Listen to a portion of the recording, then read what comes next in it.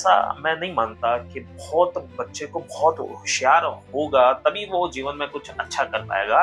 ये एक मिथ है। दूसरों की देखा-देखी में अगर आप आगे बढ़ेंगे तो मैं मानता हूँ आप अपने लक्ष्य को कभी हासिल नहीं कर पाएँगे। आपको जीवन में अनुभव लेना भी उतना ही आवश्यक है जितना आपके जीवन में आपका लक्ष्य है। मैं मानता हूँ अनुभव जब जीवन में होगा तो वो अनुभव आगे बहुत काम आएगा। दुनिया याद करे तो मेरे देश को याद करे, यही सोच दुनिया याद करे तो मेरे बीकानेर को याद करे। अंकुश चोपड़ा क्या है? अगर सभी चार्टर्ड अकाउंटेंट या सभी प्रोफेशनल लोग ये भावना अंदर ले लें कि यार मुझे तो बाहर ही जाना है, मुझे तो बाहर रह के नौकरी करनी है, बाहर रह के कोई काम करना है, तो अपने शहर का विकास कौन करेगा? क्या हमारी नैतिक जिम्मेदारी नहीं बनती? आपके बोलने के स्टाइल से लग भी रहा है कि आप जल्दी पॉलिटिक्स में हमें एक बड़े पद के साथ नजर आने वाले सभी हैं। का साथ रहा तो यह भी शायद संभव हो पाएगा। क्या हमारा शहर ऑर्गेनाइज कर पाएगा? क्या यह जो क्या का शब्द था ना, इस शब्द ने बहुत प्रेरणा दी और कुछ करने के लिए मजबूर किया कि यार ये क्या होता है? क्या हमारा शहर इतना कमजोर है? क्या हम चार्टर्ड अकाउंटेंट इतने कमजोर हैं कि कोई ऐसी कॉन्फ्रेंस हम यहाँ पे ऑर्गेनाइज नहीं कर सकते? अगर दादा का नाम आप बढ़ा ना सको तो उसको घटाने का अधिकार आपका नहीं है। जो गुडविल मेरे दादा ने प्राप्त की है, सवाल तो उनका वो सेम ही था कि तू माँ खाने आई कि कोनी आई। मेरा उत्तर भी वो सेम था, आऊं दादा खाना खाने जल्दी आ सको। लेकिन जब उन्होंने एक बात कही वो दिल को कहीं ना कहीं छू गई। उन्होंने मेरे को कहा, सन 1991 जिला बीकानेर के गंगा से निवासी श्री इंद्रचंद जी चोपड़ा, उनके यहाँ पौध रतन की प्राप्ति हुई। अपने लाडे से का नाम उन्होंने अंकुश रखा। 2017 में अंकुश ने सीए बनकर दिखा दिया कि दादा के बताए आदर्शों पर चलकर अपने परिजनों के प्यार और आशीर्वाद के बदौलत ही 2022 institute of chartered accountant of India के बीकानेर ब्रांच के सबसे युवा अध्यक्ष के रूप में चुने गए। इसी दौरान अपने कार्यकाल के रीजनल स्टेट कॉन्फ्रेंस आभास का उन्होंने आयोजन किया। तो जानते हैं इस कहानी के महानायक युवा सीए अंकुश चोपड़ा के बारे में।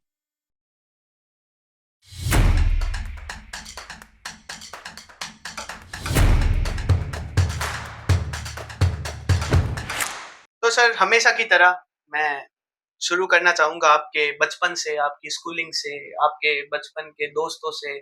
बचपन में कैसे थे अंकुश चोपड़ा? क्या बोलते थे, क्या खेलते थे, क्या शौक रखते थे? बिल्कुल अभिषेक जी, हम बात करेंगे मेरे बचपन की।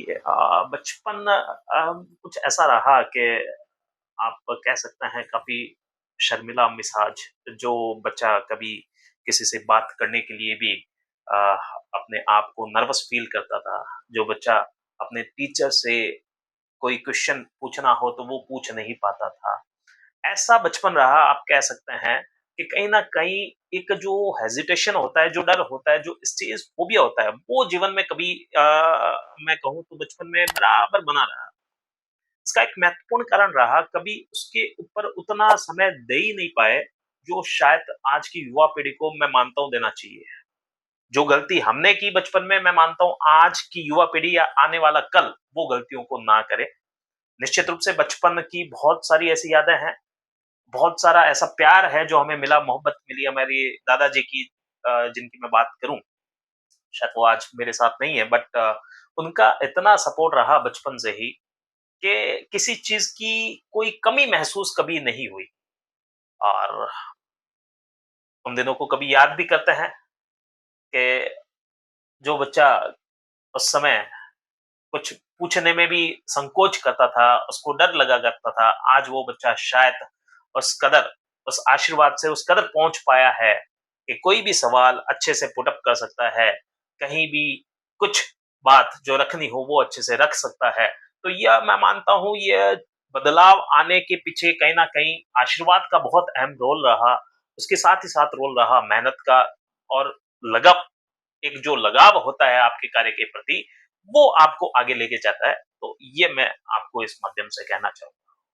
बहुत सर, आपकी स्कूलिंग कहाँ पे हुई? क्या परसेंटेज रहते थे? पढ़ाई में कैसे थे अंकुश चोपड़ा के? क्योंकि सर, जिस प्रोफेशन से आप बिलोंग करते हैं, चार्टर्ड अकाउंटेंसी एक जी। बहुत बड़ा कोर्स है।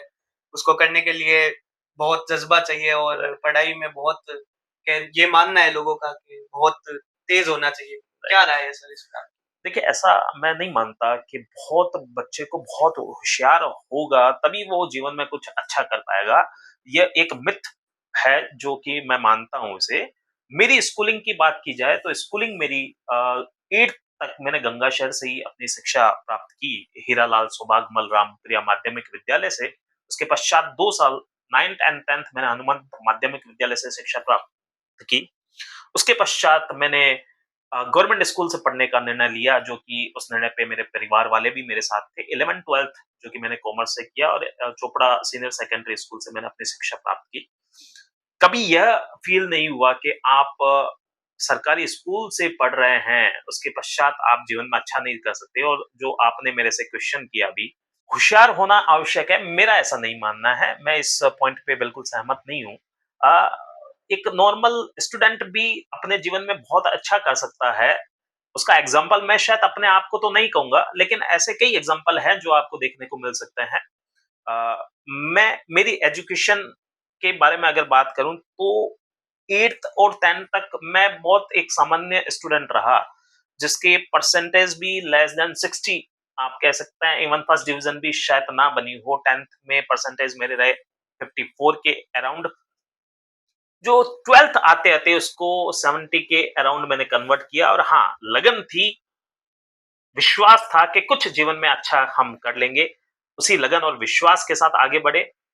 अकाउंट्स जो कि मेरा एक बेहतरीन सब्जेक्ट हुआ था और उसी की बदौलत कुछ अच्छा कर पाए जीवन में। और बिल्कुल ये बात मैं इस मंच के माध्यम से आपके दर्शकों तक भी पहुँचाना चाहूँगा। जीवन में होशियार होना केवल मात्र सब कुछ नहीं है। होशियार होना अच्छी बात है, लेकिन अगर आप स्टडी में उतने अच्छे ना भी हैं, तो भी आप अपने जीवन को बेहतरीन तरीके से आगे बढ़ा सकते हैं। बस जिस चीज़ की आवश्यकता है वो है मेहनत और लगन।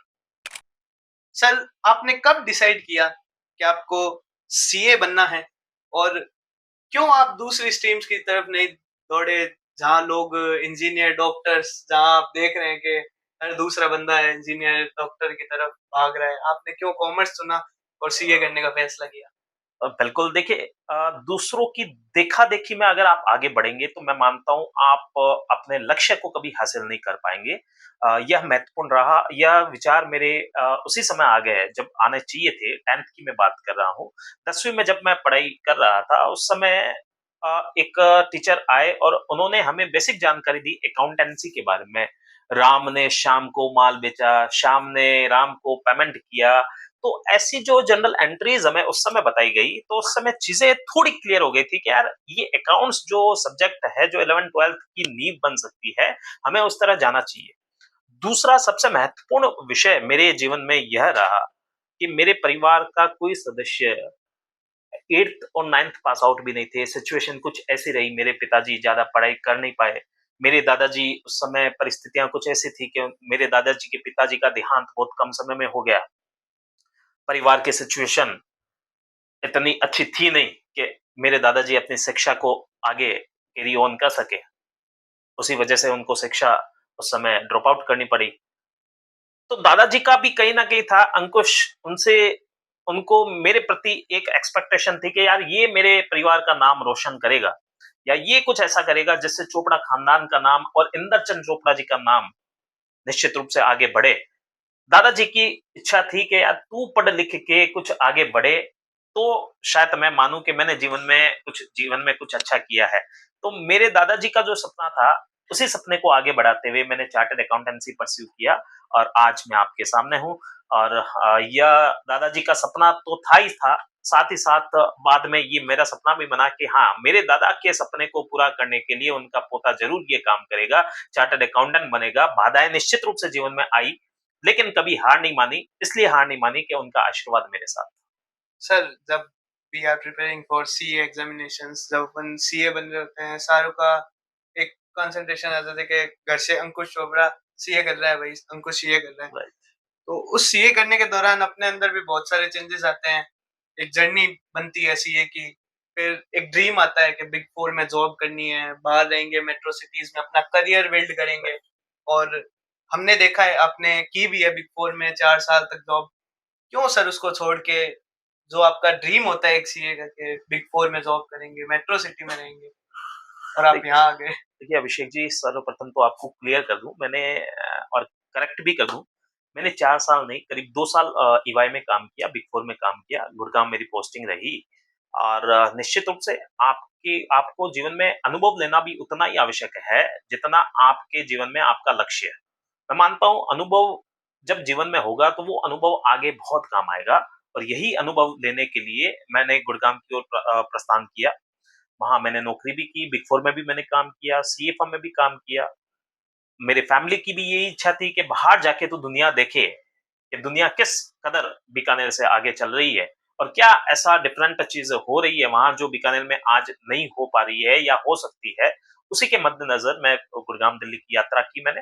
बीकानेर आने के पीछे महत्वपूर्ण कारण मेरे दादाजी ही थे, उनकी ही प्रेरणा थी मुझे जो कि यहाँ खींच लाई। शायद मैंने जीवन में ये कल्पना नहीं की थी कि इतना जल्दी मुझे बीकानेर आना पड़ेगा क्या? मुझे ये तो तय था कि मुझे आना मेरे शहर है, मेरे बीकानेर ही आना है, यहाँ रह के कुछ अपने शहर के लिए, अपने परिवार के लिए कुछ करना है। परंतु इतना जल्दी आ जाऊँगा बीकानेर, यह कल्पना नहीं की। इसके पीछे अगर किसी को मैं कारण मानता हूँ, वो मेरे दादाजी हैं, उनकी प्रेरणा रही। इस मंच के माध्यम से आपके दर्शकों को यह भी बताना चाहूँगा, अभिषेक जी, जब गुड़गाँव दिल्ली रहता था, तो हर वीकेंड पे बीकानेर आना मेरा तय था। मुझे मेरे शहर से इतना लगाव था, मुझे मेरे परिवार से, मेरे दादा-दादी से इतना ज़्यादा लगाव था कि मैं उनसे दूर रहना रह ही नहीं पाता था।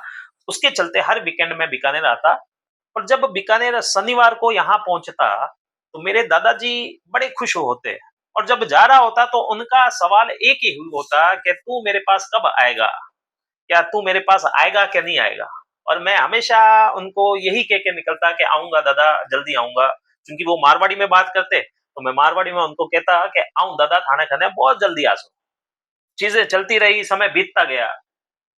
सन 2020 जब कोरोना आया, उससे कुछ समय पूर्व जब मैं बीकानेर की ओर आया शनिवार को और जब जाने लगा, तो बड़े ही कठोर मन से मेरे दादाजी ने मुझे रोका और उन्होंने एक ही बात कही, अंकुश, मन थासू बात करनी है और आज रे बाद में थासू और सवाल करूँ कोनी 5 मिनट तुम आंसू मिल जाई। मैं भी दादाजी के पास गया और दादाजी ने सवाल जो किया अ, उम, शायद ऐसा सवाल मेरे लिए मुझे उस समय भावुक करने वाला भी था। उन्होंने सवाल तो उनका वो सेम ही था कि तू माँ कने आई के कोनी आई? मेरा उत्तर भी वो सेम था, आऊँ दादा थाने कने जल्दी आसो। लेकिन जब उन्होंने एक बात कही, वो दिल को कहीं न कहीं छू गई। उन्होंने मेरे को कहा कि तू माखने आवे कोने तू कद आसी जद थारो दादो ई दुनिया सु चलो जासी तू आए जरूर लेकिन थारे दादा रे ऊपर जाए रे बाद वो शब्द अभिषेक जी मेरे दिल को बिल्कुल अंदर से मुझे यूं कहूं तो मुझे बिल्कुल तोड़ दिया और मैं प्रस्थान किया दिल्ली की ओर पूरे रास्ते यही चिंतन चलता रहा कि जीवन में क्या यही भागा-दौड़ी करनी है बीकानेर से दिल्ली, दिल्ली से बीकानेर या फिर जो दादा की इच्छा है उसकी पूर्ति करनी है, जो दादा का सपना है कि मेरे पास रह के कुछ करे, क्या उस सपने को साकार करना है या अपने सपने को साकार करना है, वो चिंतन पूरी रात चलता रहा। सुबह आई, गुड़गांव पहुंचा और जब ऑफिस गया, ऑफिस में बॉस से बात की, उनको पूरी अपनी प्रक्रिया समझाई कि आज यह विषय है, इस विषय पे मुझे आपसे बात करनी है और आगे मैं इस चीज़ को कैरी ऑन नहीं कर पाऊँगा क्योंकि शहर मुझे मेरे दादा मुझे अपने शहर बुला रहे हैं, अपने पास बुला रहे हैं, मुझे वहाँ जाने की ज़्यादा आवश्यकता है। तो मेरा आपसे हृदयपूर्वक निवेदन यह है कि आप मुझे आज्ञा देवें, अपना आशीर्वाद दें, मैं अपने शहर जाऊँ। उन्होंने खूब रोकने का प्रयास किया, मैंने जो नोटिस पीरियड होता है वो भी सर्व किया, कोई ऐसा काम पेंडिंग नहीं रहा मेरा, जो मेरे जाने के बाद शायद पेंडिंग रहता। कोशिश किया जो भी मेरे हाथ में काम उसको कंप्लीट करके बीकानेर की ओर प्रस्थान करूँ। नो डाउट उन्होंने काफ़ी प्रयास किया मेरे बॉस ने मुझे रोकने का वहाँ काफ़ी ऐसी अपॉर्च्युनिटी मुझे प्रोवाइड करने का प्रयास किया कि काश ये मेरे पास रुक जाए। पर चूँकि पैसा मेरे लिए ये सब कुछ महत्वपूर्ण नहीं रखता था, मुझे अपने शहर, अपने दादा के पास आना था। निर्णय लिया, चलना बीकानेर है और यहाँ आके जो भी होगा देखेंगे कैसे क्या है। बट इतना विश्वास था कि मेरे दादाजी का जब मेरे ऊपर आशीर्वाद है, उनका मेरे ऊपर इतना विश्वास है, तो अंकुश चोपड़ा किसी भी सिचुएशन में अपने जीवन को अच्छे से जी लेगा। ये एक विश्वास जो था, ये इस विश्वास के पीछे सबसे महत्वपूर्ण कारण मेरे दादाजी का आशीर्वाद और उस आशीर्वाद की वजह से आज आपके सामने इंटरव्यू दे पा रहा हूँ। आप मेरे पास आए हैं अपना इंटरव्यू लेने के लिए। सो ये only because of the blessing of my grandfather जो आज मेरे बीच में मेरे साथ है नहीं, बट ना साथ होते हुए भी उनकी आशीर्वाद, उनकी ब्लेसिंग इतनी मेरे साथ है, कि मैं आपको शब्दों के माध्यम से बयान नहीं कर सकता। जैसे अपन ने दादाजी के बारे में बात की, उनका आशीर्वाद आप पे हमेशा रहा है, उनके लगाव के कारण आपने ड्रीम्स जो हर सीए के होते हैं, बिग 4 से छोड़ के वापस बीकानेर आने का फैसला किया। कैसा प्यार था सर दादा-पोते के बीच में? क्या बॉन्ड था? और क्यों उनका दिल आप पे रहता था और आपका दिल उन पे ही रहता था? देखिए आपने एक कहावत सुनी होगी ना कि मूल से ब्याज प्यारा होता है, तो वही चीज़ मेरे और मेरे दादा के बीच थी। दादा को शायद मेरे पिता से उतना मोहब्बत, उतना प्यार शायद उन्होंने दर्शाया नहीं, निश्चित रूप से था, लेकिन दर्शाया नहीं होगा जितना मेरे साथ उनका प्यार मोहब्बत रही। मेरे दादा मेरे जीवन में यूँ कहूँ तो प्रेरणा के स्रोत हैं। उन्हीं के आशीर्वाद की वजह से जो कुछ भी कर पा रहा हूँ, मैं उन्हीं के आशीर्वाद की वजह से और उन्होंने जो अपने जीवन को जिया है, विश्वास के साथ कह सकता हूँ शायद उनका 10% भी हम अपने जीवन को उस तरीके से जी लें, तो हमारा जीवन निश्चित रूप से एक सफल जीवन के रूप में साबित होगा। उन्होंने जिस अनुसार अपने जीवन में संघर्ष देखा है, उसका 1% भी हमें आवश्यकता नहीं पड़ी उस तरह का संघर्ष देखने के लिए, ना ही ऐसी कभी जीवन में नौबत आएगी। हमें पूर्ण विश्वास है हमारे दादाजी के आशीर्वाद के ऊपर। दादाजी की बात करूँ तो शायद आपके दर्शकों की आँखों में मेरे ख़्याल से आँसू भी आ सकते हैं, इसमें भी कोई बड़ी बात नहीं। उनके जीवन का संघर्ष इस अनुसार रहा, करीब 7 साल की उम्र जब मेरे दादाजी की थी, उस उम्र में उनके पिताजी का देहांत हो जाना, देहांत के बाद परिवार के सबसे बड़े सदस्य के रूप में, चूँकि मेरे दादा ही थे, उस 7 साल की उम्र में एक बच्चा आज के समय में क्या समझता है और वो उस 7 साल की उम्र में नौकरी चले करने के लिए असम की ओर प्रस्थान चले आसाम में गए। जाके तो 5 साल लगभग उन्होंने वहाँ नौकरी की। आप समझिए कि आज 7 साल का बच्चा नौकरी करने के लिए असम चला गया। वो क्या समझता है आज के समय में 7 साल का बच्चा? इतनी सिचुएशन फाइनेंशियली खराब होने के बावजूद उन्होंने जीवन में एक चीज़ जो हमेशा हमें भी बताते गए कि जीवन में कभी हार ना मानो।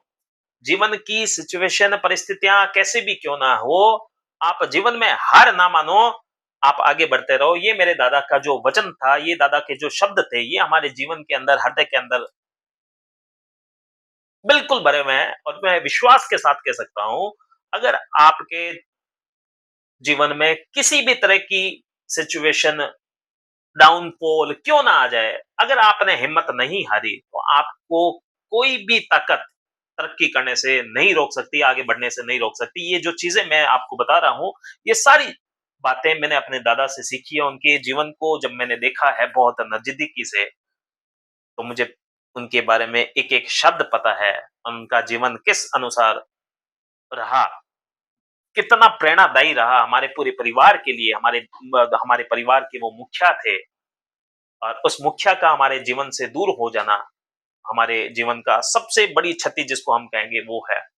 उनका जीवन बहुत ही आदर्शपूर्वक रहा। उनके जीवन के आदर्श, उनके विचार के ऊपर अंकुश चोपड़ा कार्य कर रहा है, निरंतर करता रहेगा। इस देश के लिए, इस बीकानेर के लिए, इस समाज के लिए और अपने परिवार के लिए सदैव अंकुश चोपड़ा कार्य करता रहेगा। एक एक जो सोच मेरे दादा की और उस सोच पे हम कार्य भी कर रहे हैं, मेरा परिवार कार्य कर रहा है कि अगर दादा का नाम आप बढ़ा ना सको, तो उसको घटाने का अधिकार आपका नहीं है। जो गुडविल मेरे दादा ने प्राप्त की है, जो ख्याति मेरे दादाजी ने प्राप्त की है, हम भाई, हम बहनें, हमारा परिवार ऐसा कोई कार्य ना करे, जिससे उनकी गुडविल पे कोई ठेस पहुँचती हो, उनकी गुडविल पे कहीं कमी आती हो, ऐसा कोई कार्य ना करें। बढ़ाना हमारा अधिकार है, घटाना हमारा अधिकार नहीं है। हम उस प्रवृत्ति पे कार्य कर रहे हैं और इस मंच के माध्यम से सभी युवाओं को एक बात के लिए आग्रह करना चाहूँगा मैं।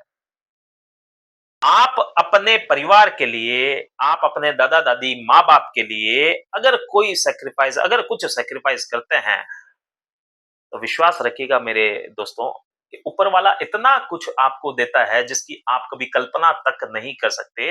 यह सब कुछ मेरे जीवन में हुआ है। मैं इस जीवन में जो चीज़ें हुई है वही आप तक इस मंच के माध्यम से रख रहा हूँ। मैं कुछ ऐसा इस मंच के माध्यम से आपको नहीं बता रहा हूँ जो शायद मेरे जीवन में कभी हुआ ही ना हो और मैं आपके सामने रख रहा हूँ। इसका जीता जाता एग्ज़ाम्पल अगर आप देख सकते हैं, वो है अंकुश चोपड़ा।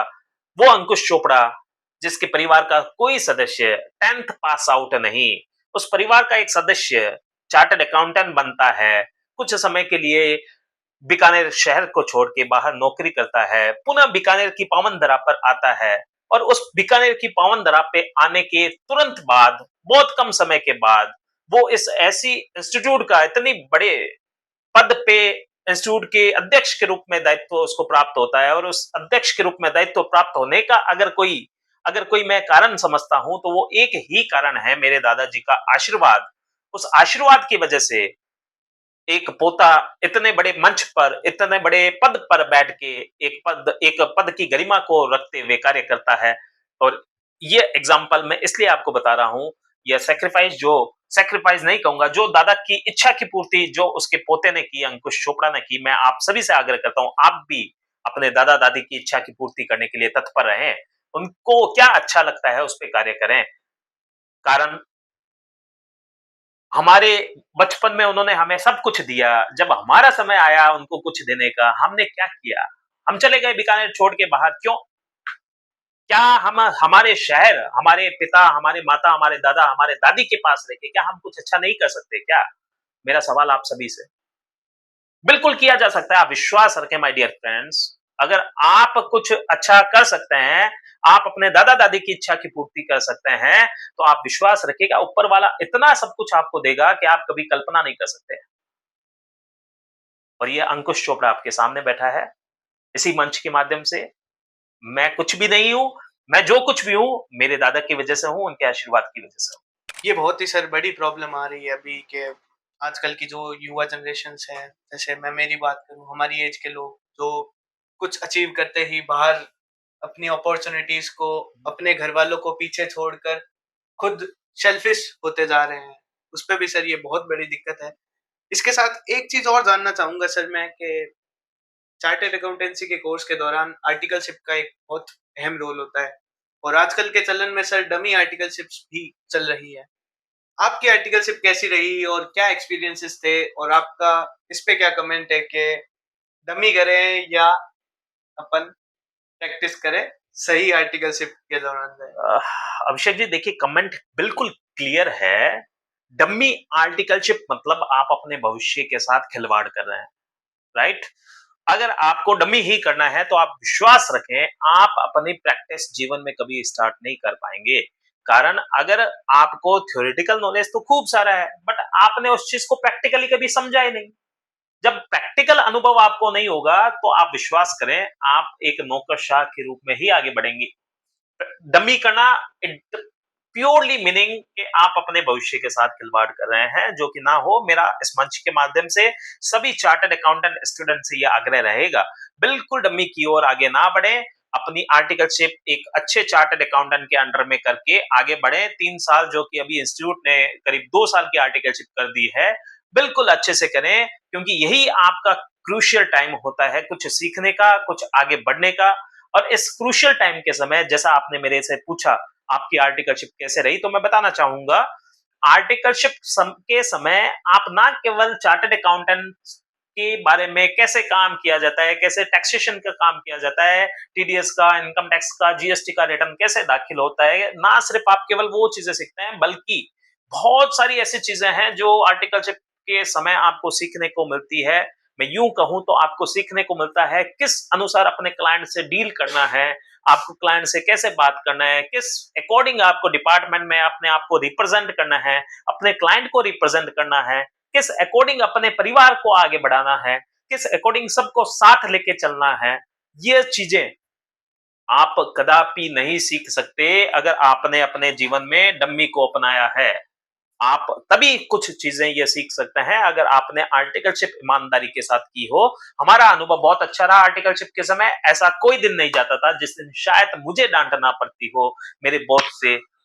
मानता हूं उस समय थोड़ा अच्छा नहीं लगता है, जब डाँट पड़ती हो, लेकिन ये विश्वास रखें वो डाँट है जो दवाई की तरह काम करती है। आप कभी कल्पना नहीं कर पाएँगे कि वो समय जब आपके बॉस ने आपको डाँटा होगा और जब आप चार्टर्ड अकाउंटेंट बन गए होंगे, जब आप बिग 4 एमएनसीज़ या किसी ऐसे ऑर्गेनाइज़ेशन में या अपनी प्रैक्टिस कर रहे होंगे, उस समय आपके सिचुएशन में कोई बाधा आएगी, तो वो उस बाधा से आप कैसे निकल जाएँगे, आप कल्पना नहीं कर पाएँगे। ये बिकॉज़ ऑफ ये तभी संभव हो पाया है अगर आपने आर्टिकलशिप को अच्छे से किया है। मैं बात करूँ मेरे गुरु के बारे में, आदरणीय सोहनलाल जी बेद, जिनके अंडर में मेरी आर्टिकलशिप संपन्न हुई करीब 3 साल, और खूब ऐसी चीजें हमने सीखी काम के अलावा कि परिवार को कैसे साथ लेके चलना है। आज की सबसे बड़ी समस्या जो हमें सामने दिखाई दे रही है, न्यूक्लियर फैमिली होती जा रही है। संयुक्त परिवार में रहने का जो सिलसिला है वो धीरे-धीरे खत्म होने आया है। यह जो सिचुएशन, यह जो परिस्थितियां अभी हमारे सामने आ रही है, यह एक बहुत बड़ा चिंता का विषय है, और यह चिंता का विषय हम तभी समाप्त कर सकते हैं जब हम संयुक्त परिवार की ओर आगे बढ़ें। संयुक्त परिवार में कैसे सभी को आगे लेके चलना है, ये सारी चीजें मैंने अपने आर्टिकलशिप के समय हमने गुरु से सीखी है। शायद हो सकता है मेरे गुरु को इस विषय पे बहुत जानकारी ना हो कि अंकुश ने उनसे और भी क्या-क्या चीजें सीखी है, यह उनमें से एक है। मैंने उनसे सीखा है परिवार को कैसे संयुक्त रूप से आगे बढ़ाना, परिवार को कैसे आगे लेके जाना, कैसे निर्णय लेना, ऐसा निर्णय लेना जो सभी परिवार के सदस्यों को मंजूर हो, किसी से पक्ष ना किसी से विपक्ष, किसी से पक्षपात ना करके कैसे सबको साथ लेके आगे बढ़ा जा सकता है। ये अगर कोई चीज मैंने सीखी है अपने गुरु से सीखी है, और उसी समय सीखी है जब मैंने आर्टिकलशिप कर रहा था। 3 साल की आर्टिकलशिप जारी थी, और मैं बिल्कुल इस मंच के माध्यम से ये क्लियर करना चाहता हूँ और ये आवेदन भी करना चाहता हूँ अपने दर्शकों से, अपने चार्टर्ड अकाउंटेंट स्टूडेंट से, कृपया अपना दिमाग डम्मी की ओर मत लगाएं, अपने भविष्य के साथ खिलवाड़ ना करें, अच्छी शिक्षा ग्रहण करें, प्रैक्टिकल एक्सपोजर ग्रहण करें और आगे बढ़ें। आप सभी को बता दें हमारे गेस्ट आईसीआई बीकानेर ब्रांच के सबसे यंगेस्ट चेयरमैन भी रहे हैं। कैसा था सर वो कार्यकाल? क्या चीजें आपने करी? क्या चेंजेस आप लेके आए? और क्या चेंजेस लाने का मन में रह गई वो बातें? बताइए सर आपका एक्सपीरियंस। देखिए ऐसा है, यंगेस्ट चेयरमैन आप कह सकते हैं, बिल्कुल कह सकते हैं, और चेयरमैन बनना मेरे परिवार के लिए एक गर्व की अनुभूति रही। निश्चित रूप से मुझे भी एक खुशी मिली, इतनी बड़ी इंस्टीट्यूट का अध्यक्ष बनने का दायित्व मुझे मिल रहा है। खुशी के साथ एक दायित्व भी साथ-साथ आ रहा था। वो दायित्व था 1000 चार्टर्ड अकाउंटेंट को रिप्रेजेंट करने का। दायित्व आना कोई बड़ी बात नहीं, उस दायित्व पे ईमानदारी से कार्य करना यह बहुत बड़ी बात है। प्रयास रहा, और विश्वास रखिएगा, ये आशीर्वाद का जो जीवन में कमाल होता है ना अभिषेक जी, वो बहुत महत्वपूर्ण होता है। आप विश्वास नहीं करेंगे, जितना विश्वास मुझे अपने आप पे नहीं था, उतना विश्वास मेरे गुरु को मेरे ऊपर था, मेरे दादा को मेरे ऊपर था कि अगर इसके ऊपर जीवन में कोई ज़िम्मेदारी आएगी, तो वो ज़िम्मेदारी अच्छे से निभा पाएगा। यह विश्वास मेरे गुरु, मेरे दादाजी का मेरे ऊपर इतना शानदार रहा, और जब वो विश्वास मेरे ऊपर रहा ना, तो उस विश्वास को ईमानदारी से कैसे सही दिशा में आगे बढ़ाना है, मैंने उस पे कार्य किया। और ये विश्वास था कि जब मेरे गुरु और मेरे दादा का हाथ मेरे ऊपर है, तो मुझे तो कोई दिक्कत ही नहीं आने वाली। मैं तो ईमानदारी से अपना कार्य करता रहूं। वही कार्य मैंने किया, प्रयास किया कुछ अच्छा करने का। इवन कुछ ऐसी गलती मेरे से रह गई है, तो मैं इस मंच के माध्यम से पुनः मेरे सभी चार्टर्ड अकाउंटेंट परिवार के सदस्यों से मैं माफी मांगूंगा। ऐसा कोई कार्य अगर मैंने अपने जीवन में अध्यक्ष पद के रूप में किया जो कि कहीं ना कहीं इंस्टीट्यूट के फेवर में नहीं रहा, तो मैं इस मंच के माध्यम से आप सभी से माफी मांगता हूं। आप सभी अपना बड़ा हृदय रखते हुए मुझे माफ करें। मैंने प्रयास किया सभी टीम के साथ, चूंकि एक अकेला इंसान कुछ नहीं कर सकता, आप भी जानते हैं। उसके लिए चाहिए टीम, उसके लिए चाहिए डेडिकेशन। वो टीम और डेडिकेशन दोनों हमारे साथ रही। मुझे साथ मिला मेरे 1000 चार्टर्ड अकाउंटेंट बीकानेर के जो हमारे हैं, जिसमें वो बात करूं सीनियर चार्टर्ड अकाउंटेंट का, यंगर चार्टर्ड अकाउंटेंट का, मेरे साथियों का इतना भरपूर सहयोग, जिसकी शायद मैंने कभी कल्पना नहीं की थी अपने जीवन में, कि इतना प्यार, इतना स्नेह, इतनी मोहब्बत एक एक चार्टर्ड अकाउंटेंट की मुझे मिलेगी क्या। मेरा करियर, और यूं कहूं मेरी जर्नी बीइंग ए चेयरमैन बहुत शानदार रही, बहुत अच्छा अनुभव रहा। निश्चित रूप से प्रयास किया मेंबर्स के लिए कुछ करने का, कुछ एक कमी भी रह गई, कुछ एक कार्य जो करने थे वो शायद ना कर पाए, जिसमें सबसे महत्वपूर्ण कार्य रहा शिप वैली से इंस्टीट्यूट तक सड़क का निर्माण करवाना, जिस सड़क के निर्माण के लिए काफ़ी लंबे समय से हमारे पूर्व अध्यक्ष, पूर्व टीम भी कार्य कर रही थी। कुछ कारणों से वो संभव नहीं हो पाया, हमने भी उस पे प्रयास किया, कुछ कारणों से संभव नहीं हो पाया। मैं इस मंच के माध्यम से प्रशासन से भी अपील करना चाहता हूँ, इस मुद्दे को गंभीरता से लेते हुए इस कार्य को निश्चित रूप से कम समय में संपन्न करें। मैं कारण इसके पीछे बता सकता हूँ, शिप वैली से इंस्टीट्यूट तक की जो सड़क जाती है, उसमें कई ऐसी बाधाएँ आती है, सड़क का पूर्ण रूप से निर्माण ना होने की वजह से हमारे चार्टर्ड अकाउंटेंट स्टूडेंट जिसमें कई महिलाएँ हैं, गर्ल्स हैं, उनको आने और जाने में बड़ी समस्याओं का सामना करना पड़ता है। सड़क ना होने की वजह से आस-पास में जो जिस अनुसार माहौल रहता है, उस माहौल से हमारे बच्चे और बच्चियाँ बहुत सतर्कता पूर्वक उनको बहुत ज़िम्मेदारी के साथ रहना होता है। कभी कुछ ऐसी घटना ना हो, घटना घटित हो उससे पूर्व मेरा प्रशासन से ये अनुरोध रहेगा, इस रोड को, इस सड़क को मद्देनज़र रखते हुए इन सभी बातों को मद्देनज़र रखते हुए सड़क का निर्माण जल्द से जल्द करवाएँ और इस सड़क को शिप वैली जो कि शिप वैली से इंस्टीट्यूट की ओर जाती है, जो कि 4 नंबर रोड पर मिलती है, जल्द से जल्द इसका निर्माण कार्य करवाया जाए।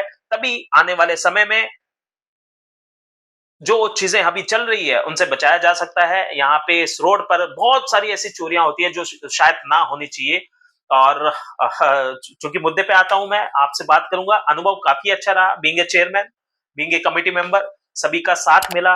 कुछ ऐसे इवेंट हम कर पाए, जो शायद सदैव मेरे जीवन के एक महत्वपूर्ण पल में से रहेंगे।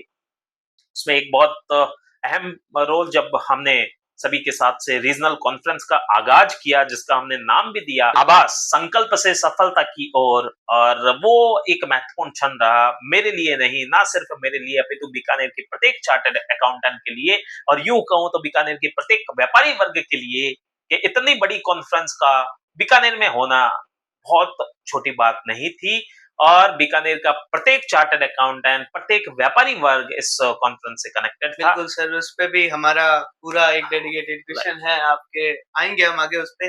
बट सर, चेयरमैनशिप की बात चल रही है, तो सर चेयरमैन का कार्यभार सँभालना, फिर आपका प्रैक्टिसिंग चार्टर्ड अकाउंटेंट ऑफिस सँभालना, इन राइट। सब के पीछे सर बहुत हेक्टिकनेस और एक बहुत ज़िम्मेदारी भरे दोनों काम थे। तो आपके सर वाइफ का मतलब हमारे मैम का कैसा साथ रहता था, दादाजी का साथ, परिवार का साथ और कैसे मैनेज होता था सर ये सब?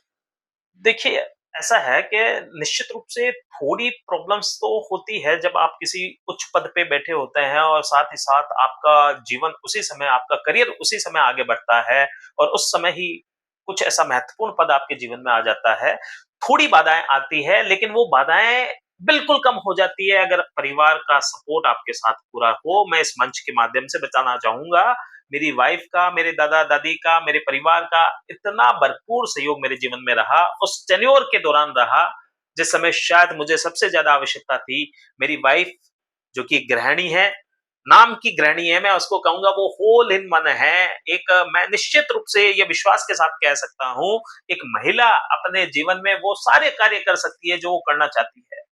वो अपने परिवार को बहुत अच्छे से चला सकती है, वो आवश्यकता पड़ने पर अपने ऑफिस को बहुत अच्छे से चला सकती है, वो आवश्यकता पड़ने पर अपने समाज को बहुत अच्छे तरीके से आगे बढ़ा सकती है। ये मुझे तब विश्वास हुआ जब मेरा समय बीइंग ए चेयरमैन एक साल का जो टेन्योर होता है, जब मैं बिल्कुल समय ऑफिस को अपने नहीं दे पाया, उस समय अगर किसी ने ऑफिस को अच्छे तरीके से चलाया है, तो वो मेरी धर्मपत्नी और निश्चित रूप से मेरे सहयोगी जो हमारे ऑफिस में हैं, अंकुश चोपड़ा एंड एसोसिएट में, उन सभी सहयोगियों का विशेष रूप से प्रीति सोनी जी का मैं धन्यवाद देना चाहूँगा। उन्होंने उनका जो योगदान मेरे जीवन में रहा, वो बिल्कुल, बिल्कुल, बिल्कुल वंदनीय है और उनको मैं तहे दिल से धन्यवाद देता हूँ चूँकि पत्नी को धन्यवाद देना लेकिन हाँ, इस मंच के माध्यम से मैं मेरी वाइफ को, मेरे पूरे परिवार को इस बात के लिए आग्रह और धन्यवाद देना चाहूँगा। तो सर होम मिनिस्टर वाला नाम ऐसे ही नहीं पड़ा है निश्चित रूप से परिवार की मुखिया कह सकते हैं, मुखिया इन द सेंस होम मिनिस्टर जिसको हम कहते हैं, गृह मंत्री और गृहिणी मंत्री है हमारे घर की और निश्चित रूप से इस ऑफिस की भी उनकी बदौलत उनके ही मार्गदर्शन में कई बार हमें कार्य करने को मिलता है और हाँ, यह खुशी है कि एक धर्मपत्नी का बखूबी उन्होंने रोल अदा किया है। पति की आवश्यकता, पति की मजबूरी, पति के दायित्व को समझते हुए किस अनुसार उसे आगे बढ़ना है, किस अनुसार उसे पति को सपोर्ट करना है, मेरी पत्नी उससे भली बाकी वाकिफ़ है और उसने बहुत ही अच्छे तरीके से मुझे आगे बढ़ाया है। उसका बहुत अहम रोल मेरे जीवन में रहा है, रह भी रहा है और निश्चित रूप से पूरे भविष्य में आगे भी इसी तरह मेरी धर्मपत्नी का सहयोग मिलता रहेगा, विश्वास रखें। सर, चेयरमैनशिप की अपन ने बात करी, आपके टेन्योर के अंदर ही बीकानेर में रीजनल कॉन्फ्रेंस कंडक्ट हुई, जिसका नाम रखा गया आभास। क्या एक्सपीरियंस था सर? बीकानेर में पहले ऐसा कुछ मेंबर्स ने देख नहीं रखा था, लोग बाहर से आए, मेंबर्स आए, उद्योगपतियों ने बढ़ चढ़ के हिस्सा लिया, आप चेयरमैन थे उस टाइम। क्या एक्सपीरियंस था? क्या स्टोरीज रही उसके पीछे? देखिए, वो शानदार अनुभव रहा उस समय प्रत्येक चार्टर्ड अकाउंटेंट का इतना भरपूर सहयोग रहा। चार्टर्ड अकाउंटेंट का तो ये कार्यक्रम था ही, निश्चित रूप से उनका सहयोग तो मिलना ही था। उनका सहयोग तो इतना भरपूर था और उससे भी भरपूर सहयोग जो हमें मिला, वो मिला उद्योगपतियों का। उद्योगपति, चाहे वो बड़ा उद्योगपति हो, चाहे वो व्यापार में छोटा उद्योगपति हो, सभी तरह के उद्योगपतियों का इतना भरपूर सहयोग और जिससे भी हम मुलाकात हुई, जिससे भी हम मिले, इस कॉन्फ्रेंस के रिगार्डिंग बात करने के लिए, उनका एक ही था, चाहे अंकुश, ये कॉन्फ्रेंस ना सिर्फ आपकी कॉन्फ्रेंस है, ना सिर्फ बीकानेर की कॉन्फ्रेंस है, ना सिर्फ चार्टर्ड अकाउंटेंट की है, बल्कि हम सब की ये कॉन्फ्रेंस है। इसको सफल बनाने के लिए जो कुछ हम कर सकते हैं, हमें करना चाहिए। हम पूरा उद्योगपति, पूरा बिजनेसमैन, पूरे बिजनेस लोग हम आपके साथ हैं। आपको जहां पे भी हमारी आवश्यकता हो, इस तरह उनका सहयोग रहना, या शायद स्टार्टिंग में हमने भी कल्पना नहीं की, लेकिन इतना सहयोग मिलेगा, यह हमारे लिए एक निश्चित रूप से प्रेरणा के रूप में कार्य किया। हम किसी व्यापारी के यहाँ कुछ एक्सपेक्टेशन लेके जाते हैं, तो उस एक्सपेक्टेशन से भी ज्यादा लोगों ने हमें सपोर्ट किया। चाहे वो बात करूं फाइनेंशियल रूप से, चाहे किसी और रूप से बात करूं, हर तरह से हमें सपोर्ट मिला। निश्चित रूप से अनुभव बहुत अच्छा रहा। इस कॉन्फ्रेंस को करने के पीछे कहीं ना कहीं माइंड में ये चीज थी कि चार्टर्ड अकाउंटेंट जो हमारे बीकानेर के भाई बंधु हैं, उनसे कभी ये सुनने को मिलता था, जिस समय आई वॉज द चेयरमैन, कि अंकुश भाई यार, इस तरह की कॉन्फ्रेंस क्या हमारा शहर कभी ऑर्गेनाइज कर पाएगा क्या? क्या हमारा शहर ऑर्गेनाइज कर पाएगा क्या? यह जो क्या का शब्द था ना, इस शब्द ने बहुत प्रेरणा दी और कुछ करने के लिए मजबूर किया कि यार, ये क्या-क्या होता है? क्या हमारा शहर इतना कमजोर है? क्या हम चार्टर्ड अकाउंटेंट इतने कमजोर हैं कि कोई ऐसी कॉन्फ्रेंस हम यहाँ पे ऑर्गेनाइज नहीं कर सकते? बिल्कुल हम कर सकते हैं, क्यों नहीं कर सकते? और कर सकते हैं क्योंकि प्रत्येक चार्टर्ड अकाउंटेंट उस कॉन्फ्रेंस से कनेक्टेड था। और जब ये विचार हमारे मन में आया कि इस तरह की कोई कॉन्फ्रेंस करनी है, और जब ये विचार हमने हमारे मेंबर्स के आगे रखा, तो उन मेंबर ने कहा निश्चित रूप से इस कॉन्फ्रेंस को हमें करना ही है अंकुश। इसके लिए हम सर्व सब कुछ सब कुछ छोड़ के हम इस कॉन्फ्रेंस के लिए तत्पर रहेंगे।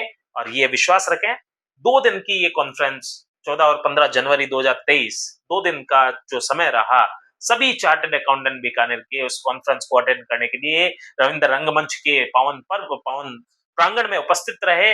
और इतनी बड़ी संख्या में ये कॉन्फ्रेंस का आयोजन होना, प्रत्येक चार्टर्ड अकाउंट का आपस में कनेक्ट होना, बिजनेसमैन का इस अकॉर्डिंग हमें सपोर्ट मिलना। मैं बिजनेसमैन की बात करूं, दीपक जी अग्रवाल साहब, जो कि हमारे मैनेजिंग डायरेक्टर हैं बीकाजी ग्रुप के, ऋषभ नरेंद्र जैन, जो कि हमारे सीएफओ हैं बीकाजी ग्रुप के, Modi dairy, Bhikharam Chandmal, 9 star broking private limited, और इसी तरह कई बिजनेसमैन का हमें इस कदर सहयोग मिला कि शायद उनके ही सहयोग की वजह से इस कॉन्फ्रेंस को सफल बनाने के पीछे सबसे महत्वपूर्ण योगदान रहा। और ये कॉन्फ्रेंस अगर सफल बनी है, तो प्रत्येक चार्टर्ड अकाउंटेंट का इसमें योगदान रहा है। अंकुश चोपड़ा अकेला क्या कर सकता है, और अंकुश चोपड़ा की जगह अगर कोई और होता तो वो अकेला क्या कर लेता?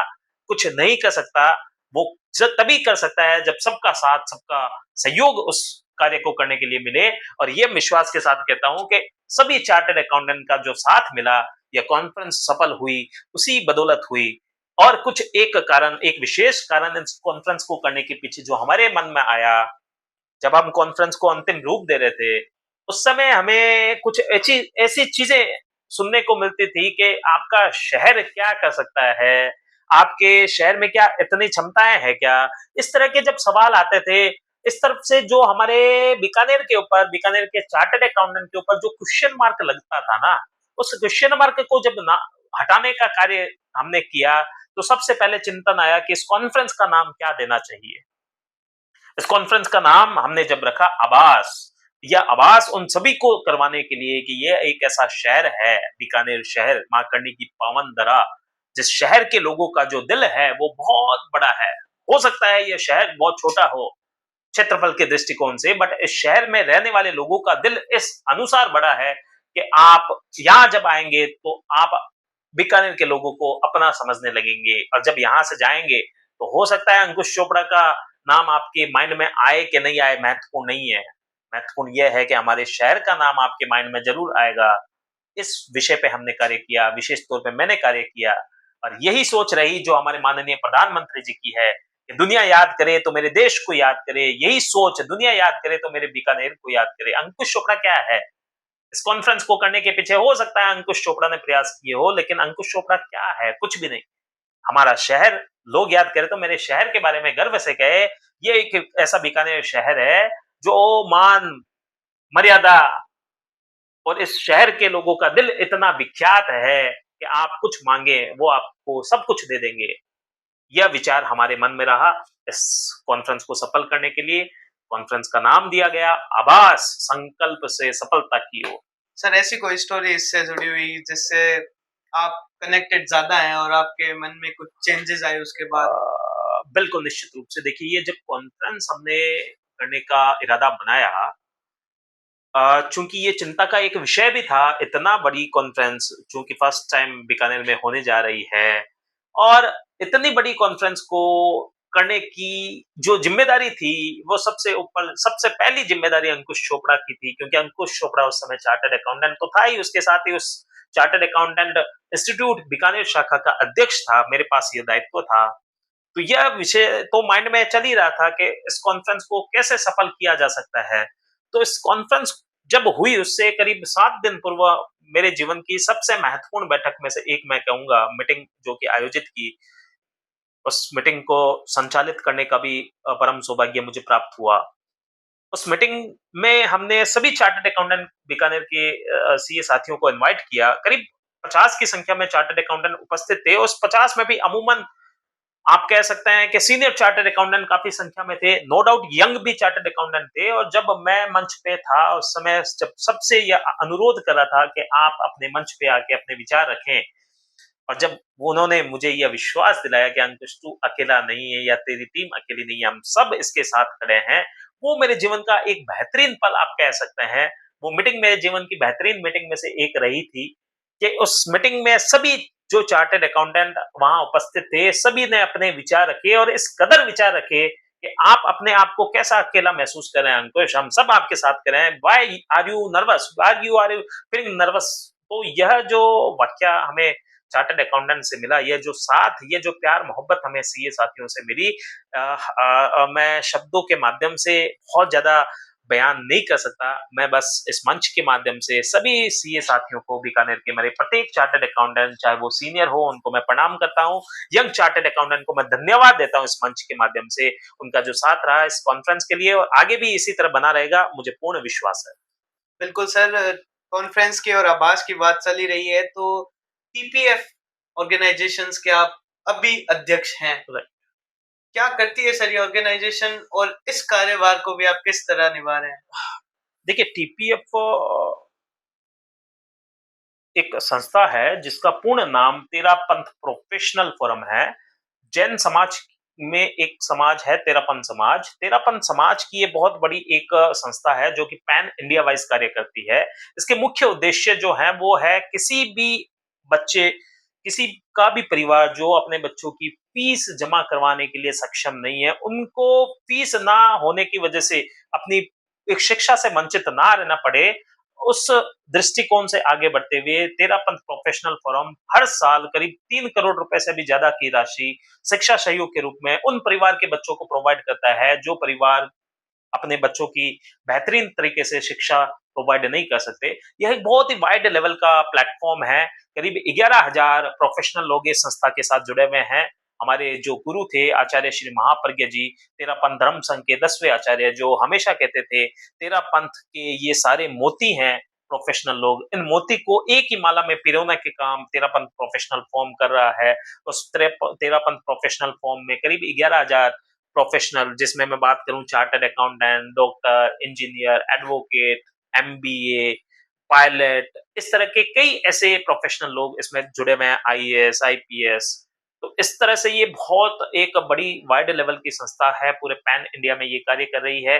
काफ़ी इसकी ब्रांचेस हैं, बीकानेर की भी एक शाखा है, जिसका वर्तमान में अध्यक्ष पद का दायित्व मुझे मिला है। सर, एआई का शोर बहुत मच रहा है मार्केट में, एआई आ गया, हर प्रोफेशन के लिए एक चैलेंज सा मूवमेंट कर रहा है कि एआई का आना, शोर मच रहा है एआई एआई। अपने प्रोफेशन में मैं खुद एक चार्टर्ड अकाउंटेंट स्टूडेंट हूँ। अपने प्रोफेशन में क्या इसके कमियाँ, क्या मेरिट्स डिमेरिट्स हैं एआई के? देखिए हर एक कार्य में फ़ायदे और नुकसान दोनों होते हैं। निश्चित रूप से एआई में भी वैसा ही है और इसके फ़ायदे ज़्यादा हैं, नुकसान इतने ज़्यादा मुझे वर्तमान में नहीं लगे हैं। और फ़ायदों की बात करें तो आज चार्टर्ड अकाउंटेंट एआई टूल्स के माध्यम से अपने लेटर्स को भी ड्राफ्ट कर सकता है और ऐसे कई ऐसे कार्य कर सकता है जो अगर व्यक्तिगत रूप से वो करेगा या वो अपने स्टाफ से करवाएगा तो it will take a time. But अगर एआई टूल्स का इस्तेमाल करते हुए अगर वो ऑफिस में अपने क्लाइंट्स को सर्व करेगा तो it will not take a lot of time. It tooks time less than 10% from the individual person. Artificial intelligence का बहुत अच्छे से इस्तेमाल करते हुए सबके साथ सामने ये प्रक्रिया है जो होता है और निश्चित रूप से AI is a very useful for all the peoples and most important for the chartered accountants. So sir, big four और दूसरी तरफ mediocre firms, mediocre in the sense of छोटी फर्म्स जिनमें एम्प्लॉयमेंट इतना नहीं है और वर्क भी उतना नहीं है, उनमें क्या डिफरेंस है और क्यों ये भेदभाव होता है कि बिग फोर और मीडियोकर अलग अलग को उनको अलग अलग नजरों से देखा जाता है? बिल्कुल देखिए big four is a very different to the individual chartered accountancy firm. बात करूं मैं मीडियोकर फर्म की, निश्चित रूप से बिग फोर हमसे आगे है और आगे होने का विशेष कारण है कि वो बिग फोर टेक्नोलॉजी का बहुत अच्छे से यूज करता है। आर्टिफिशियल इंटेलिजेंसी का अगर कोई चार्टर्ड अकाउंटेंट आज के समय में यूज करता है तो मैं मानता हूं आज के चार्टर्ड अकाउंटेंट से वो कई गुना आगे निकल जाएगा अगर वो सही दिशा में उसका इस्तेमाल करता है। वही कार्य बिग फोर कर रहा है। बिग फोर कुछ डिफरेंट आपसे नहीं कर रहा है बट वो कार्य को डिफरेंट बना रहा है। आप देखिए कोई भी ऑडिट अगर किसी क्लाइंट की करनी है उसके पास ऑडिट टूल्स है, टैक्सेशन टूल्स है, सभी टूल के माध्यम से क्लाउड कंप्यूटिंग है, सभी डेटा उसके क्लाउड बेसिस पे रहता है। अगर एक मीडियोकर फर्म उसी अनुसार उसी गतिविधि में आगे बढ़े तो मैं मानता हूं कि एक मीडियोकर फर्म को भी आने वाले समय में बिग फोर बनने से कोई नहीं रोक सकता अगर वो उस दिशा में आगे बढ़े। आज हजारों की संख्या में चार्टर्ड अकाउंटेंट बिग फोर में कार्य कर रहे हैं। अगर मीडियोकर फर्म उसी लक्ष्य से आगे बढ़ जाए कि हाँ हम चार्टर्ड अकाउंटेंट को रोजगार देते हैं, हम बीइंग ए टीम काम करते हैं, तो मैं मानता हूँ वो दिन भी दूर नहीं जिस दिन chartered accountant mediocre firm could be the big big four या इस कैटेगरी के नियर एंड डियर आ सकती है। सर, जो newly qualified CA chartered accountants Bikaner शहर से या बीकानेर से लगते हुए शहरों से निकल रहे हैं, उनको बाहर जाने में ज्यादा दिलचस्पी रहती है एज यूजुअल। जैसे अपन ने पहले बात करी कि आपने भी बाहर 2 साल जाके बिग फोर में काम किया है, तो बीकानेर या बीकानेर के चार्टर्ड अकाउंटेंट्स क्या काम कर रहे हैं कि वो एक जो बड़ा नंबर बाहर की तरफ जा रहा है उसको बीकानेर में रह के काम दिया जाए या करवाया जाए या उनको रोका जाए? अह, बिल्कुल देखिए बीकानेर में रह के भी आप बहुत अच्छा कार्य कर सकते हैं, ऐसा नहीं है बीकानेर शहर आपको रोजगार नहीं दे रहा है। मानता हूँ बीकानेर शहर मेट्रो सिटी के कंपैरिजन में उतना डेवलप अभी हो नहीं पाया है, लेकिन इसका यह मतलब नहीं है कि आप अपने शहर को डेवलप कर नहीं सकते। अगर सभी चार्टर्ड अकाउंटेंट या सभी प्रोफेशनल लोग ये भावना अंदर ले लें कि यार मुझे तो बाहर ही जाना है, मुझे तो बाहर रह के नौकरी करनी है, बाहर रह के कोई काम करना है, तो अपने शहर का विकास कौन करेगा? क्या हमारी नैतिक जिम्मेदारी नहीं बनती हम हमारे शहर में रह के कुछ ऐसा कार्य करें जिससे सैकड़ों की संख्या में रोजगार पैदा होता हो, सैकड़ों की संख्या में लोगों को रोजगार मिलता हो।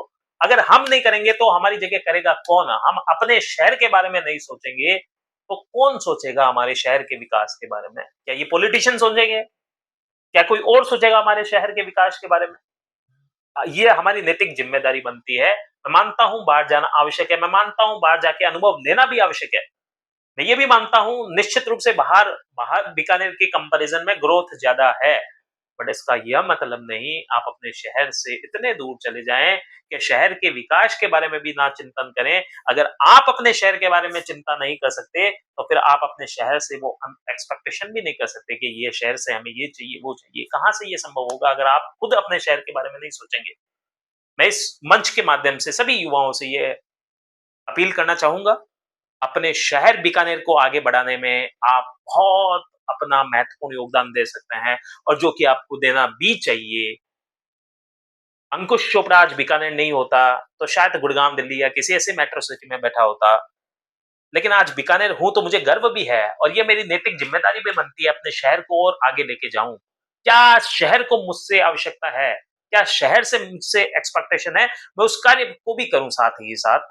मैं आपसे यही निवेदन करूँगा, आप निश्चित रूप से बाहर जाएँ, बाहर से अनुभव लेके अपने शहर को वापस आएँ और यहाँ रह के कुछ ऐसा करें। आज बीकाजी ग्रुप जो कि पूरे हिंदुस्तान में नहीं पूरे विश्व में अपना डंका बजा रहा है, बीकानेर का नाम रोशन कर रहा है। बीकाजी ग्रुप की आज हेड ऑफिस बीकानेर में होने का सबसे महत्वपूर्ण कारण क्या है?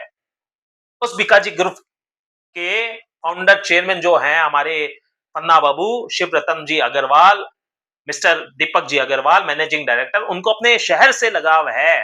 उस शहर से लगाव होने की वजह से वो आज बीकानेर में हैं और बीकानेर का नाम पूरे विश्व में रोशन कर रहे हैं, वो आप भली-भांति जानते हैं। मेरा आप सभी से आग्रह है, कृपया बीकानेर में रह के भी कुछ अच्छा किया जा सकता है, उसके बारे में चिंतन करें। सर रैपिड फायर की ओर बढ़ते राइट। हैं। आपके जल्दी-जल्दी से आपकी क्या गुड्स और क्या आपकी एकदम पसंद-नापसंद को जानते हैं। सर आपका आइडल कौन है? मेरे आइडल मेरे दादाजी हैं जो आप पीछे चलचित्र में देख रहे हैं, उनका आशीर्वाद मेरे साथ है और साथ ही साथ मेरे दादाजी के साथ मेरे गुरु आदरणीय सोहनलाल जी बेद, जहाँ से मैंने अपनी आर्टिकलशिप कंप्लीट की। सर आपकी फेवरेट मूवी, रिसेंटली आई है छावा जो कि मेरे काफ़ी क्लोज़ है। Favourite actor, Amitabh Bachchan. Favourite song, song वैसे तो काफ़ी हैं बट मैं 3 सॉन्ग का नाम लेना चाहूँगा। सर्वप्रथम चूँकि मैं राजस्थान बीकानेर से हूँ, तो धरती दोरारी मेरे काफ़ी क्लोज़ हैं। दूसरा लग जा गले जो मुझे काफ़ी अच्छा लगता है और थर्ड वन कुछ खोकर पाना है, कुछ पाकर खोना है, जीवन का मतलब तो आना और जाना है। सर ये आप सुना दीजिए सर। 2 लाइनें सिर्फ आपके वर्डिंग सुन के ऐसे मन हो गया कि सुनते हैं। बिल्कुल मैं गुनगुनाना भी पसंद है मुझे काफ़ी और बिल्कुल इस मंच के माध्यम से आपके दर्शकों तक मैं नहीं जानता मेरी आवाज़ कैसी है, लेकिन मुझे विश्वास है आप मेरी आवाज़ को सराहेंगे और मेरा साथ देंगे। कुछ खोकर पाना है, कुछ पाकर खोना है, जीवन का मतलब तो आना और जाना है। दो पल के जीवन में एक उम्र चुरानी है, जिंदगी और कुछ भी नहीं, तेरी मेरी कहानी है, एक प्यार का नगमा है। Thank you. Thank you sir. बहुत ही शानदार आवाज़ है सर आपकी। आप थैंक यू सो मच। बहुत अच्छा गाते हैं सर। आपको Thank ट्राई करना चाहिए। यहाँ भी आपको एक अच्छा पद मिल सकता है। थैंक लोगों यू। के इस पे दिलों में भी जगह मिल सकती है। निश्चित रूप से इस पे चिंतन करेंगे। फिलहाल ऐसा कोई विचार नहीं है, बिल्कुल चिंतन बिल्कुल। करेंगे। Favourite food? वैसे तो दाल-रोटी ही है और सर वैसे कभी-कभार फास्ट फूड भी ट्राई कर लेते हैं, पिज़्ज़ा, पास्ता। और सर माउंटेन्स या बीच कहाँ जाना? वैसे दोनों ही पसंद है बट माउंटेन ज़्यादा पसंद सर ऑफिस वर्क रहता है आपका, अर्ली मॉर्निंग या लेट नाइट? है। Early morning. Early morning. Right. तो सर अर्ली मॉर्निंग देखिए उस समय आपका माइंड बिल्कुल एकाग्रित होता है, उस समय आपको जो अच्छा लगता है आप वो कार्य कर सकते हैं। उस समय माइंड में बहुत सारी चीज़ें हैं जो पॉजिटिव एनर्जी आपको देती है। तो मैं मानता हूँ मॉर्निंग समय बेटर है कोई भी कार्य करने के लिए। आपने सुना भी होगा मॉर्निंग स्टडी भी आप करते हैं, आप जल्दी उठ के अगर पढ़ते हैं तो वो बहुत ज़्यादा आपके माइंड में रहता है। तो वो एक महत्वपूर्ण कारण है। सुबह का समय मुझे ज़्यादा पसंद है कार्य करने के लिए। सर आपके लाइफ में सबसे इम्पोर्टेंट चीज़ क्या है? आत्मविश्वास और परिवार। सर एक बिगेस्ट डर होता है अपने मन में। परिवार को खोने का डर सबसे ज़्यादा है। सर सबसे बड़ी ताकत आपकी? धैर्य, patience sir meaning of friendship क्या मानते हैं आप? एक शब्द में अगर कहा जाए तो सबसे महत्वपूर्ण है विश्वास। दोस्ती में विश्वास का होना बहुत इम्पोर्टेंट है। अगर सर चुटकी बजाते आपके पास एक पावर आ जाए, तो क्या पावर होगी? वो पावर होगी, हम समय को रोक सकते हैं। अगर समय को रोक दिया तो वो मैं मानता हूँ सबसे बड़ा पावर होगा। सर एक और ऐड ऑन करते हैं, चुटकी बजाते सर आप एक प्रोफेशन या एक चीज आप सीख जाते हैं और उसमें एकदम आप टैलेंट आपके अंदर वो चीज आ जाती है, आपको क्या चाहिए होगा? Public speaking. Oh sir public speaking, right. So good sir, public speaking आपसे सर सीख रहे हैं, बहुत अच्छा बोलते हैं सर, वैसे आप, ये कॉम्प्लीमेंट है। सीए बनने के बाद सर क्या चेंजेस दिखा? देखिए, सबसे पहले तो एक आत्मविश्वास जो होता है, सेल्फ कॉन्फिडेंस, वो बहुत डेवलप हुआ। द सेकंड वन, एक जिम्मेदारी आई, साथ ही साथ जिम्मेदारी लेके समाज के प्रति, इस नेशन के प्रति, परिवार के प्रति, कि आप कोई कार्य करें, आप किसी क्लाइंट के लिए कार्य करें तो उसको सही सलाह दें। उसको सलाह दें देश के भविष्य के लिए, उसको सही सलाह दें जिससे ना तो उस क्लाइंट का नुकसान हो, ना उस देश का नुकसान हो, ना आपके शहर का नुकसान हो। Sir favourite place to visit in Bikaner? माँ करनी की पावन धरा पर हम सभी आज विराजमान हैं और सब प्रथम तो मैं आप सभी से अपील करूंगा, देश लोग जाएं दर्शन करने के लिए माँ करनी के। और वैसे घूमने लायक काफी स्थान है, गजनेर पैलेस है, हमारा लालगढ़ पैलेस है, जूनागढ़ पैलेस है, महाराजा गंगा सिंह जी का पावन स्थल है। ऐसी कई जगह हैं जहां आप जा सकते हैं। सर और एक चीज और, एक अच्छा सीए बनने के लिए एक कोई ऐसी चीज जो मस्ट है? डेडिकेशन और डिसिप्लिन का होना एक चार्टर्ड अकाउंटेंट स्टूडेंट के लिए बहुत आवश्यक है, और चार्टर्ड अकाउंटेंट स्टूडेंट के लिए ही नहीं, एक चार्टर्ड अकाउंटेंट के लिए भी डेडिकेशन और डिसिप्लिन का होना बहुत आवश्यक sir meaning of life in one word? है। हम सभी जानते हैं यात्रा है जीवन, जीवन का मतलब तो आना और जाना है। और जैसा मैंने अभी 2 मिनट पहले ही आप सभी के सामने 2 लाइन इस गाने की गुनगुनाई, बिल्कुल यात्रा है जीवन, आज हैं कल नहीं रहेंगे, दुनिया यूं ही चलती क्या है अंकुश चोपड़ा जी के फ्यूचर प्लान्स? रहेगी।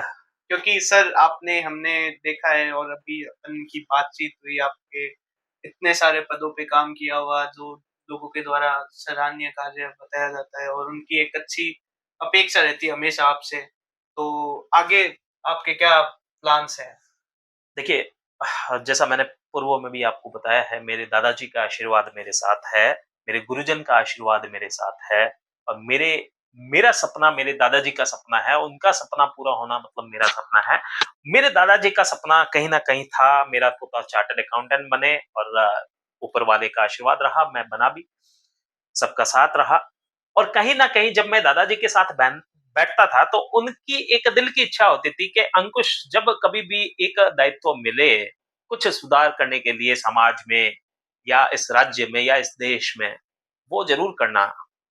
कोई भी दायित्व मिले, चाहे वो पॉलिटिक्स में आके मिले या किसी और क्षेत्र में मिले, तो मैं चाहता हूँ कि मेरे दादाजी का जो विज़न था, जो सपना था, जो उनका मेरे प्रति जो भाव थे, मैं उस भाव पे कार्य करूँ। मैं बिल्कुल नहीं कहूँगा मुझे पॉलिटिक्स की ओर आगे आना है, लेकिन हाँ, मैं ये भी साथ ही साथ इस मंच के माध्यम से कहूँगा, अगर मुझे कोई भी दायित्व पॉलिटिक्स की ओर भी मिलता है, मुझे पूर्ण विश्वास है मैं इस देश के लिए, इस शहर के लिए, इस राज्य के लिए बहुत अच्छे तरीके से कार्य कर सकता हूँ।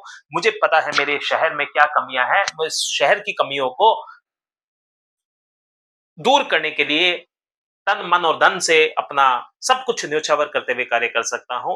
और यह भी विश्वास के साथ कह सकता हूँ कि वर्तमान में जो सरकार कार्य कर रही है, बहुत ही अच्छा कार्य कर रही है। कुछ एक चीज़ें हैं जिस पे निश्चित रूप से कार्य होना चाहिए। बिल्कुल सर, आपके बोलने के स्टाइल से लग भी रहा है कि आप जल्दी पॉलिटिक्स में हमें एक बड़े पद के साथ नजर आप आने वाले सभी हैं। का साथ रहा तो यह भी शायद संभव हो पाएगा।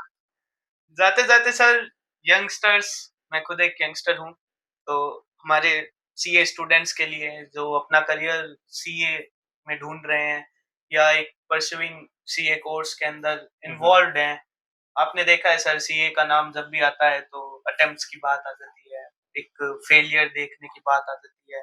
तो सर उनके लिए एक मैसेज आपके द्वारा, क्योंकि सर ये बहुत ही बड़ा सवाल है। एज़ अ स्टूडेंट ये जानना मेरे लिए भी पर्सनली बहुत ज़्यादा ज़रूरी है, और आपका मैसेज उन सभी स्टूडेंट्स के लिए? देखिए, आपने सुना होगा इम्पॉसिबल, राइट? सो इम्पॉसिबल कहाँ से स्टार्ट होता है? I am possible. So everything is possible point है कि आपके अंदर वो डेडिकेशन हो, वो डिसिप्लिन हो किसी कार्य को करने के लिए। फेलियर आज के समय में किसके जीवन में नहीं है? कौन इससे अछूता है? मैं खुद के बारे में बात करूँ तो मुझे चार्टर्ड अकाउंटेंट बनने में 4 अटेम्प्ट लगे हैं, शायद आपकी जानकारी में नहीं होगा, बट मुझे बताते हुए बिल्कुल संकोच नहीं होता, मुझे बिल्कुल 4 अटेम्प्ट लगे हैं।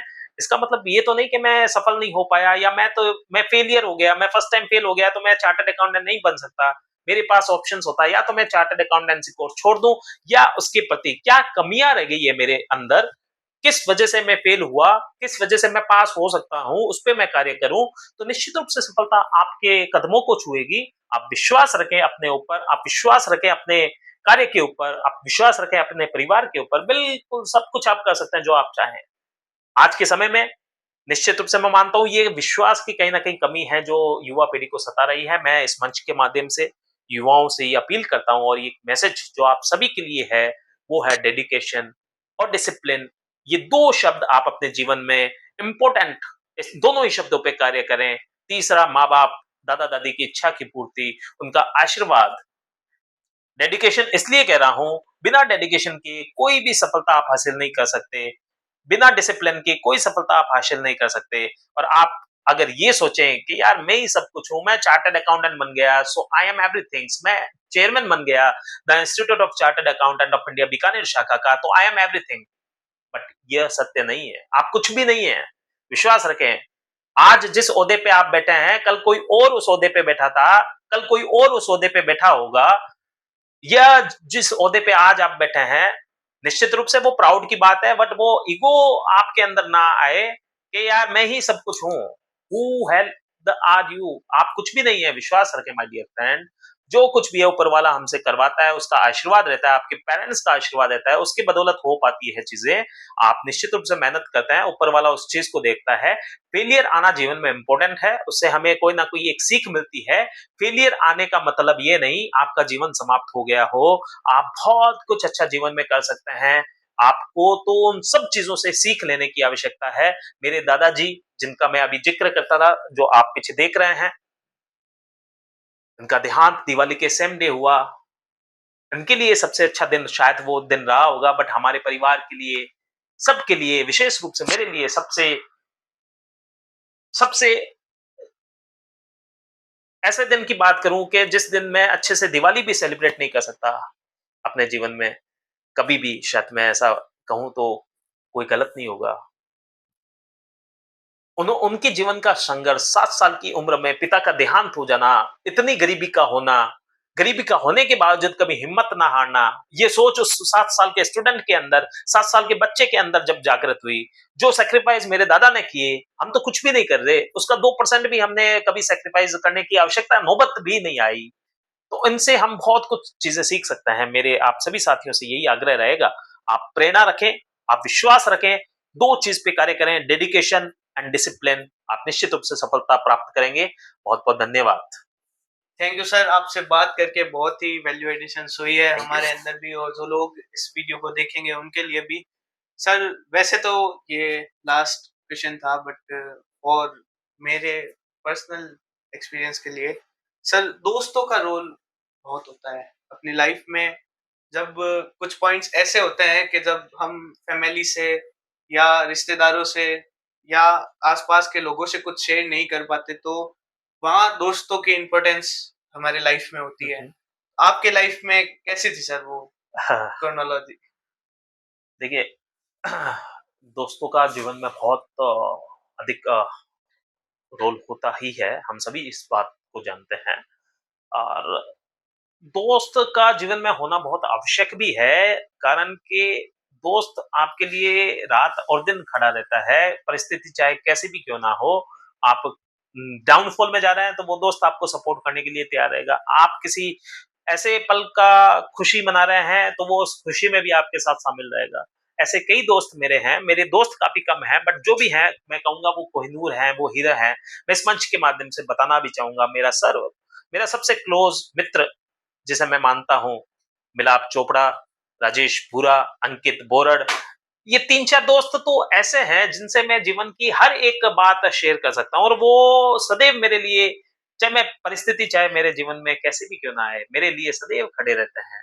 कोई किस्सा हो जाए सर, एक तड़कता भड़कता आपकी लाइफ का, जो शायद आप शेयर करना चाहें हमारी ऑडियंस के साथ। निश्चित रूप से देखिए, मैं अपने दोस्त के बारे में बात करूँ, मिलाप जी के बारे में, हम दोनों बिग फोर हमने दोनों ने साथ ज्वाइन किया। अब मैंने ईवाई ज्वाइन किया, मेरे दोस्त ने पीडब्ल्यूसी ज्वाइन किया, हम दोनों ने बिग फोर को साथ में ड्रॉप आउट किया।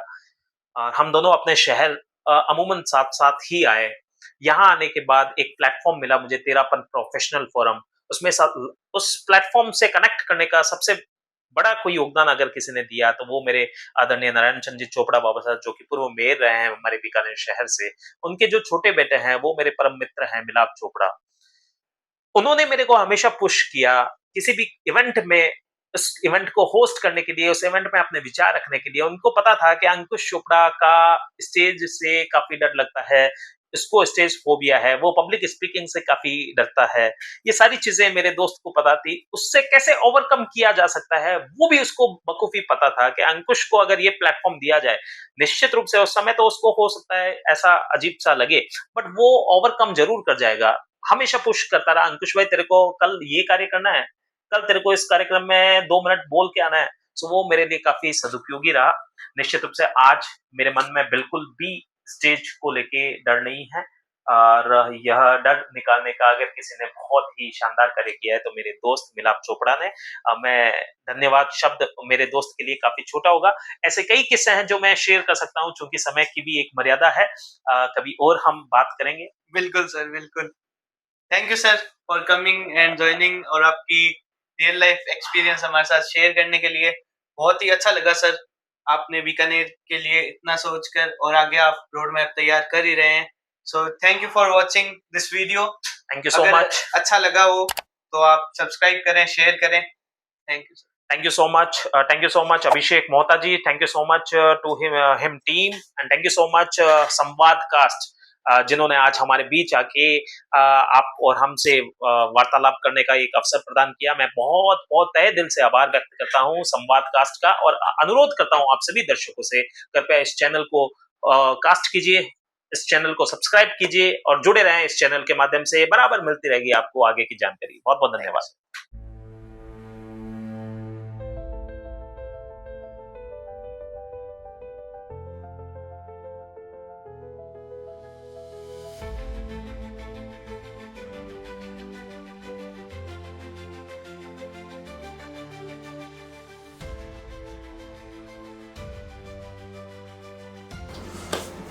भाई साहब एक ले ले मुझे। हाँ ले ले सो, कोई दिक्कत नहीं है, इकट्ठे ही बोल आवे नहीं और वेट में जैसी चीज तो नहीं बोल के नहीं बाकी तो एक बार हाँ सेट कर ला आप ले बीटीएस में है। अरे ले सर, मैं तो बोल ले लो आप ले ले सर, ले आप साथ में। वो पीछे समोसा लूंगा बीटीएस में। ले लो सर।